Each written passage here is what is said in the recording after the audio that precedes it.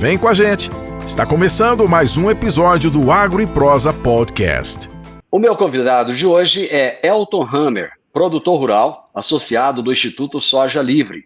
Foi o primeiro presidente da Abras, Associação Brasileira dos Produtores de Semente, e é ex-presidente da Aprosmate, Associação dos Produtores de Sementes do Mato Grosso. Esteve recentemente na Alemanha participando de um encontro e vai falar conosco a respeito desse encontro e de outros assuntos a respeito da produção de soja convencional no Brasil. Elton Hammer, prazer muito grande ter você aqui. Seja muito bem-vindo. Bom dia, Divino. Parabéns pelo programa e muito obrigado pelo convite. Muito contente. Elton, você é de Rondonópolis ou você mora em Rondonópolis? Eu moro em Rondonópolis. Eu sou gaúcho, mas eu moro em Rondonópolis há bastante tempo. Já morei em Alto Garças, moro no Mato Grosso desde 89. Depois eu saí um período, fiz mestrado, doutorado e voltei para essa terra gloriosa aqui, que é Mato Grosso, assim como é Goiás, né? E você é produtor de semente aí no Mato Grosso?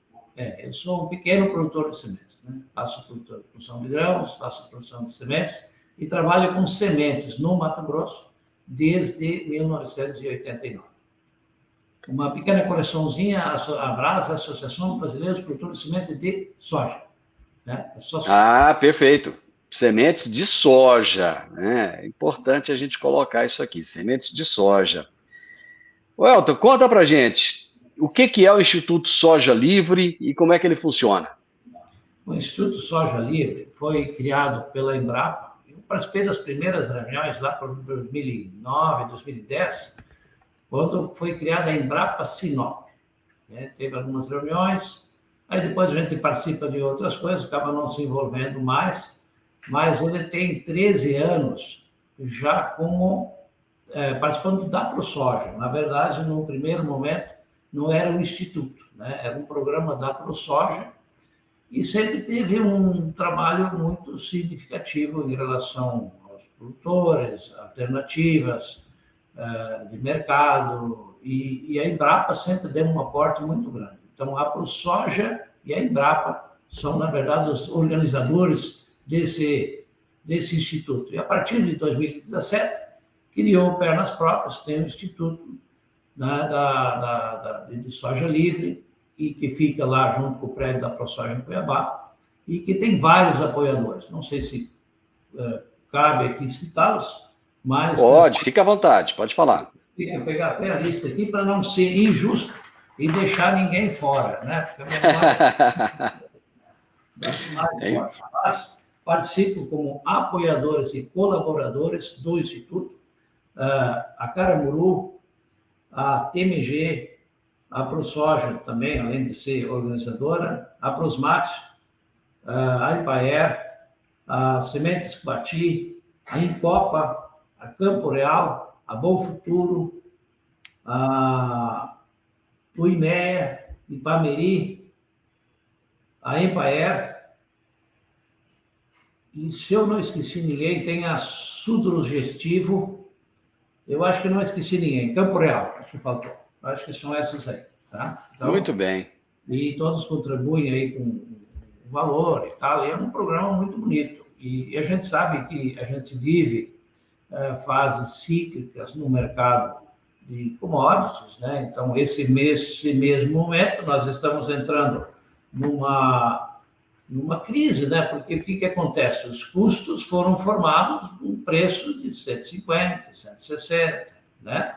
E nós hoje, em algumas praças do mercado aqui da região central do Brasil, nós falamos em R$100, e não sabemos o que nós vamos passar o ano que vem. Né? Então, é uma alternativa muito boa, eu acho que é um trabalho bonito. Tem um mercado na Europa, que não é tão grande, tem outros mercados, mas ainda teria que ter a possibilidade de entrar, e esse mercado realmente permite um prêmio, sempre permitiu. E provavelmente nós vamos avançar nessa discussão, eu vou deixar você fazer os questionamentos, mas é um trabalho que é um nicho, mas é um nicho muito importante, porque representa mais ou menos 5% da área de produção de soja, mas em algumas regiões participou nos últimos anos com uma participação muito importante no ganho de renda do agricultor. Quais os estados que são os maiores produtores de soja convencional no Brasil? Olha, em primeiro lugar é o Mato Grosso, que tem quase 50%, 49%. Aí tem Goiás, tem Mato Grosso do Sul, tem o Tocantins, né, que são mais ou menos os principais aí, né, produtores. Aí tem o Paraná, esqueci o Paraná incluir nessa lista dos 5, né, maiores produtores. E esses 5 produtores representam mais de 90% da produção de soja convencional no Brasil. Qual é o tamanho da área com soja convencional cultivada no Brasil? Arredondando 1 milhão de hectares. 1 milhão de hectares.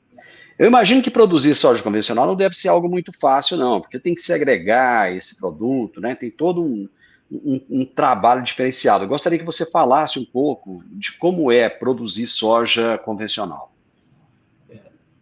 Tem 2 coisas, Divino.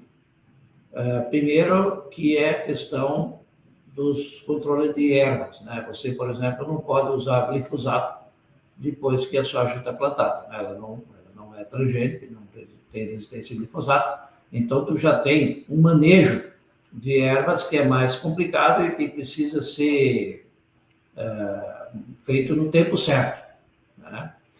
E outra questão é a segregação.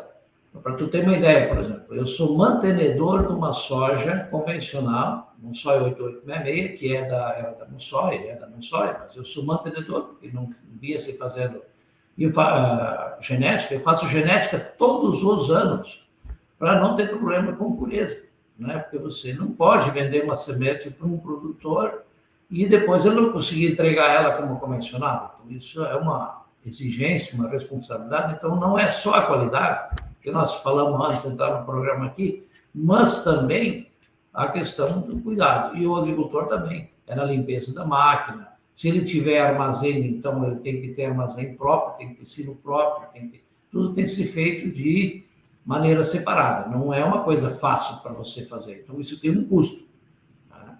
Então, para ter um custo, isso tem que ter um prêmio, senão não compensa, né? Essa é a realidade. Eu acho que nós vamos avançar nessa discussão sobre isso em seguida. Antes da gente entrar exatamente nessa questão do prêmio, eu gostaria de entender o seguinte: nós temos hoje um problema seríssimo de armazenagem no Brasil. Quer dizer, já para a soja transgênica tem problema. Para a soja convencional, esse problema ele acaba sendo agravado ou não? Na verdade, tem algumas empresas que já colocam algumas plantas só para soja convencional. Então, elas recebem já essa soja. A grande maioria da soja convencional, ela não se dá em armazenamento em fazenda, né? Ela já é específico e a empresa que compra, ela já tem um armazém lá que é só para convencional. Por exemplo, citar exemplos aqui, a Caramuru, né, Mage, né, tem e outras, né, tem a sua estrutura. Então, como esse mercado tem um limite e não tende a crescer muito, tende a se manter nisso, porque aí também não vamos ter problemas maiores de armazenagem, né? Eu acredito. Eu acho que outros problemas vão ser maiores para a continuidade, são maiores para a continuidade da soja convencional do que em si a armazenagem. Elton, essa soja convencional, o custo de produção dela acaba sendo mais alto? Ele é um pouquinho mais alto. Então, todos depende um pouco do ano, mas vamos dizer assim, os produtos que tu tem que usar mais, às vezes tu tem que fazer o herbicida sequencial, porque você não pode fazer o herbicida total em cima dessa soja. Então, o custo é um pouco maior pela segregação, pelo cuidado. Então, ela tem um pouco de custo maior. Você falou dos prêmios. Esses prêmios hoje, eles justificam o produtor optar por plantar essa soja convencional? Olha, veja bem, Divino Ronaldo, nos últimos anos, o prêmio foi bastante atraente, né? A gente trabalhava aí com prêmio de $5, às vezes, no final, nos últimos 2 anos, no final, não esse, né? As 2 safras anteriores, eu vendi, no final, um preço com sei lá, $7 a mais, né? Mas o que sobrou, porque eu sempre com $5 de prêmio, eu sempre comercializava, né? O que acontece hoje?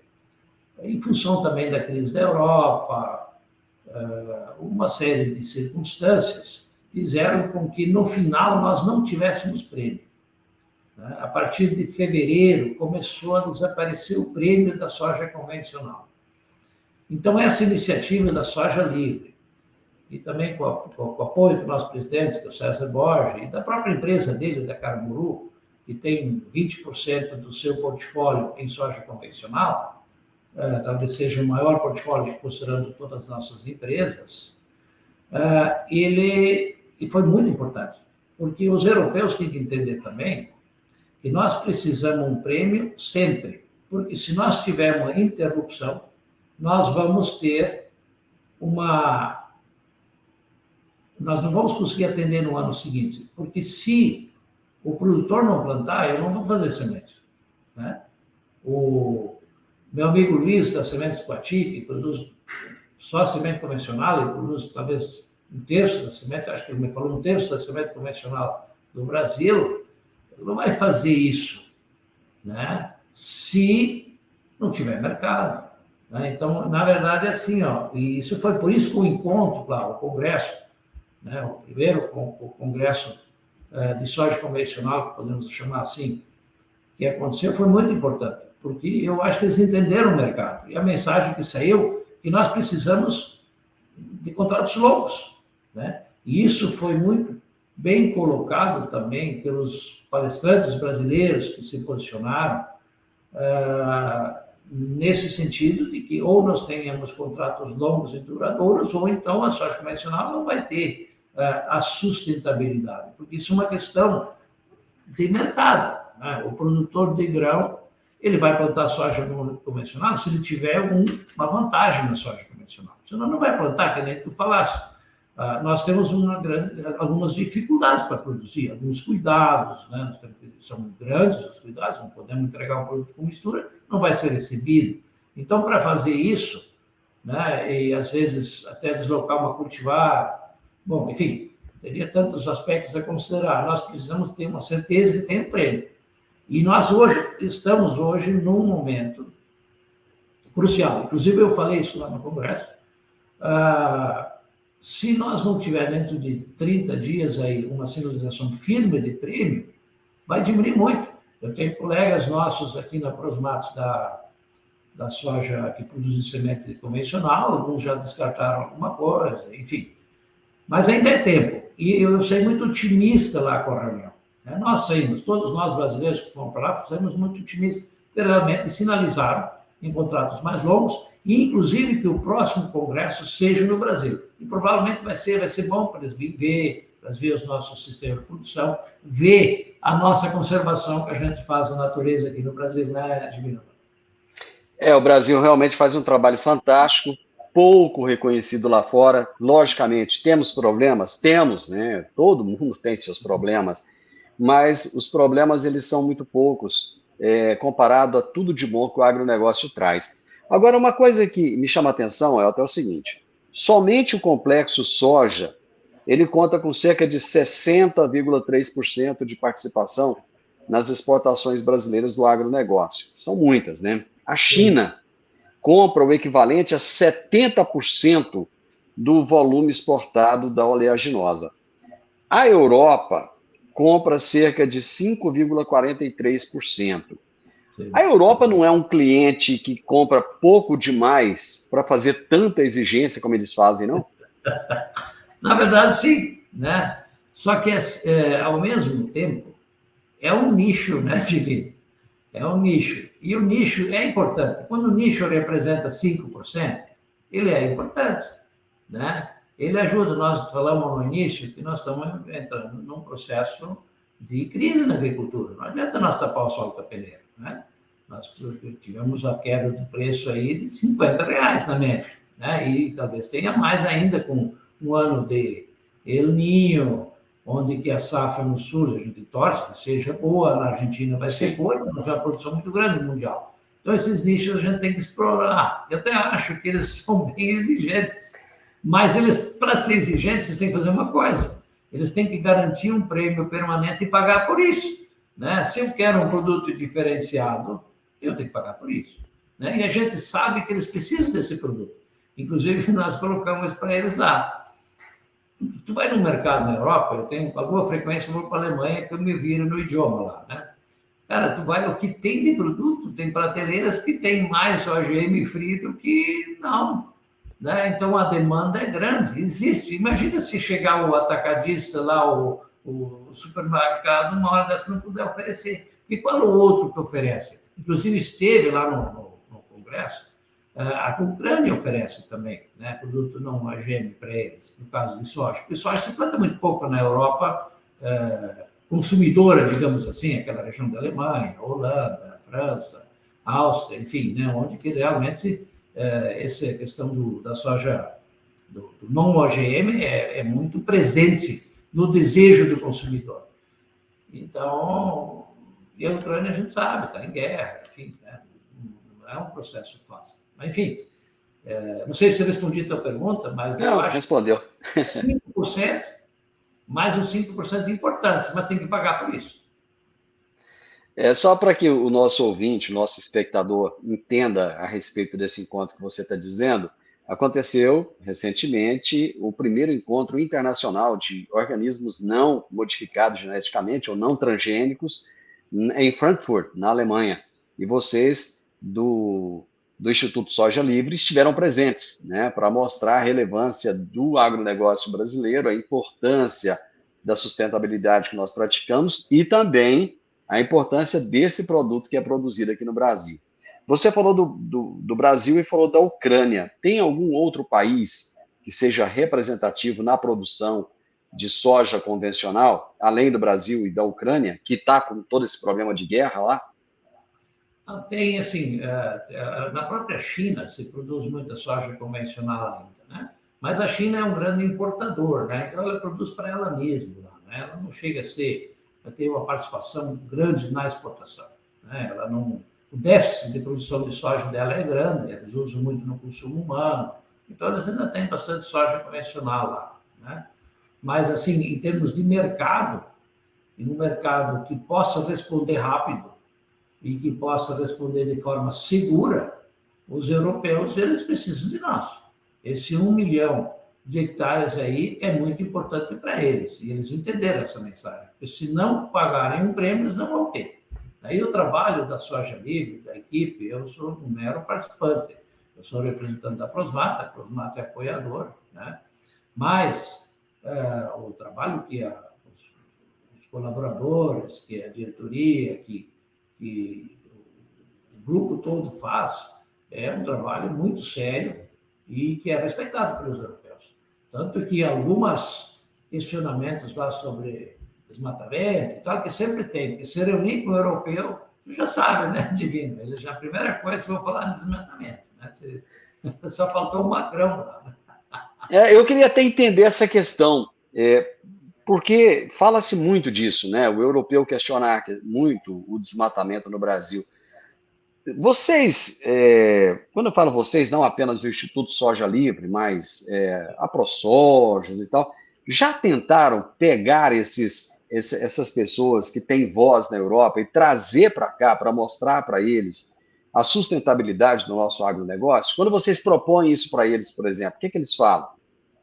Olha, foi proposto no encontro, no Congresso, né? E eles, a princípio, está praticamente certo que o próximo Congresso vai ser aqui. E se sugeriu ainda que fosse na época da colheita, né? Para eles verem onde é que está sendo colhida a soja e tal. Eu acho assim, eu sou da seguinte opinião, acho que foge um pouquinho do nosso tema, mas o importante é a gente fazer os outros falarem pela gente, né? Eu falar por mim mesmo fica um pouco mais difícil. E, então, eu vejo assim, nós, em determinado momento, isso já aconteceu, eu imagino, eu vejo hoje que também está tendo um movimento de novo nisso. Porque nós temos realmente, nós não somos devastadores, nós temos uma só basta pegar os números, não cabe citar aqui, mas nós somos o país que mais conserva no mundo, praticamente, um dos mais conserva. Dos grandes países produtores de commodities, nós somos os que mais conservam, né? E desmatamento ilegal é uma coisa muito pequena. O que a grande imprensa normalmente fala? Fala em campos de futebol, nisso, para dar grandeza a quem está nos centros urbanos. E, às vezes, nas pequenas cidades, a gente não consegue, nem nas nossas escolas, onde é que vão as nossas crianças, a gente não consegue debater. Uma vez, não sei se tem esse espaço, uma vez estava o cara do Greenpeace para dar uma palestra na escola da minha filha aqui em Rondonópolis. Eu falei para minha filha, fala para a professora que eu debato com ele numa boa. E eles quiseram ou não?